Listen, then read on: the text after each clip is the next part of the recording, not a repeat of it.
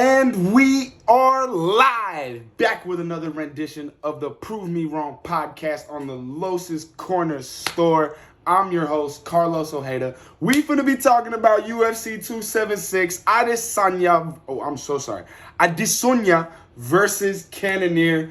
It's going to be amazing. It's going to be fireworks. International Fight Week is always the best card of the year, so I'm loving it. The UFC got a good one for us today. It's some bangers in the early prelims that are happening right now, but we're going to start with the prelims.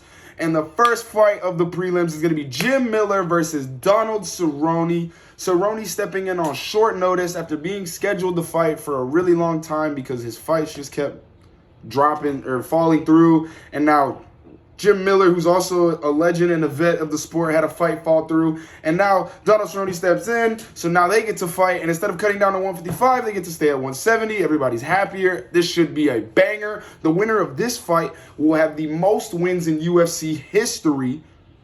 And I think that that's pretty awesome. So some history's being made early in the prelims. This is kind of like God's doing. This fight is going to be amazing. I got Jim Miller. I think he's on a 3-fight winning streak. He's on a tear. Donald Cerrone is up and down in his last 5 or 6 fights. So, yeah, I got Jim Miller over Donald Cerrone in what should be a banger of a fight. Next up, we got Ian Garry versus Gabriel Green. Ian Garry, prospect from Ireland, moved down to South Florida. I think he's at Stanford MMA versus Gabriel Green. Don't really know much about Gabriel Green. I know he's got power in his hands. It is a welterweight fight. These guys are young. They should have a whole lot of energy. This should be a very fast-paced fight. Ian Garry has all the hype, and I'm going to ride that train because I got Ian Garry probably in the first. I'm not even going to lie to you. Ian Garry, for sure, is winning that fight. Next fight up, we got everybody's favorite fighter's favorite fighter, Robbie Lawler versus Bryan Barbarina, 2 true vets of the sport. 170-pound welterweight bout. This is Robbie's first fight since the Nick Diaz fiasco. Love to see it. I got Robbie Lawler. They both like to get hit a lot, but Robbie hits harder, so that just makes sense to me. So I'm going to go Robbie Lawler over Bryan Barbarina. Welcome back, legend. Love you, champ. Brad Rydell versus Jalen Turner, the featured prelim bout. It's going to be a lightweight bout. Brad trains out of City Kickboxing with Israel and Volk, which is, they got 3 fighters on the card. Everybody looking to leave happy.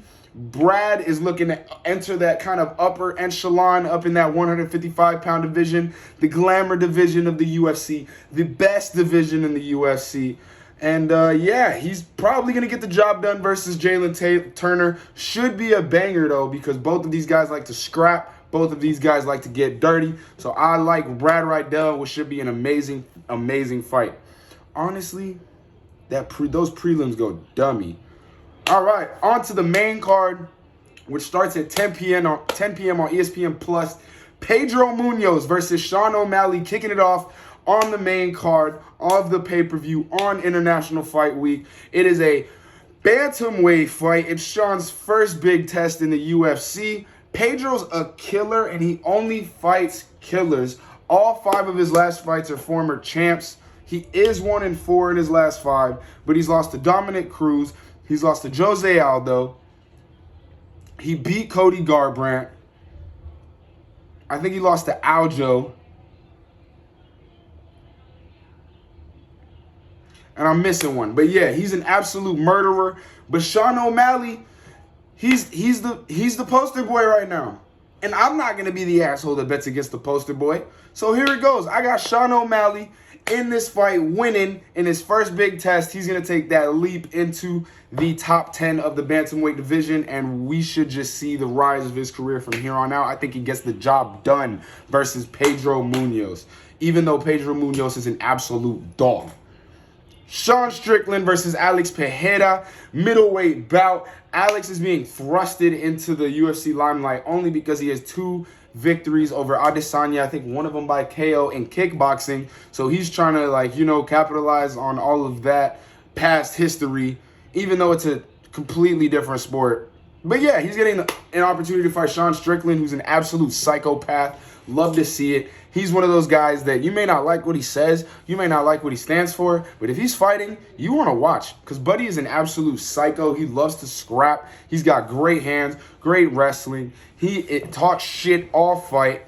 And honestly, I'm going Sean Strickland. I think the hype train with Alex Pejera stops here and now. I think he's never going to get the chance to fight Adesanya.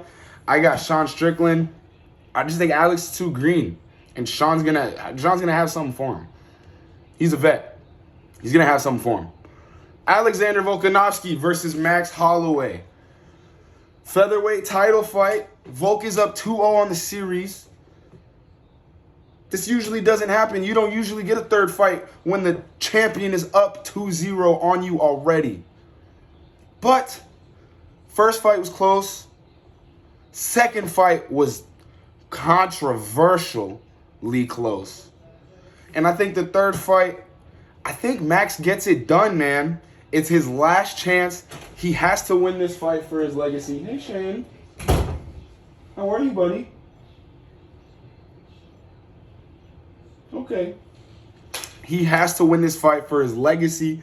This is probably his last chance, like I said, and I got Max. He's looking for a finish, so I got Max via finish.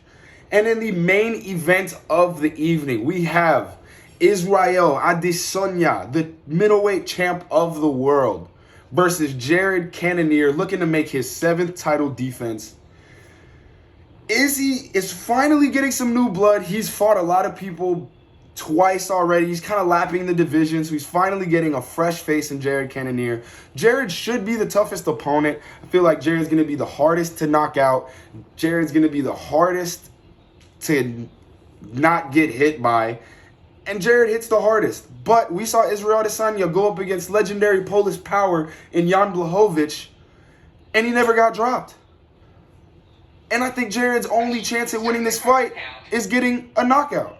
So if he can't get the knockout, Israel's going to pick him apart and probably find his own knockout. So I have Israel Adesanya in the main event, capping off International Fight Week. Thank you to Mom, Dad, Anthony, Malik, Nat, everybody, Shane, everybody here with me in Jacksonville. UFC 276 is going to be absolute fireworks. Don't think I forgot about mine and Mikey's International Fight Week draft. We will have the recap for you that as soon as the pay-per-view drops. So stay tuned. Peace, love, happiness, and fighting, baby. Bye.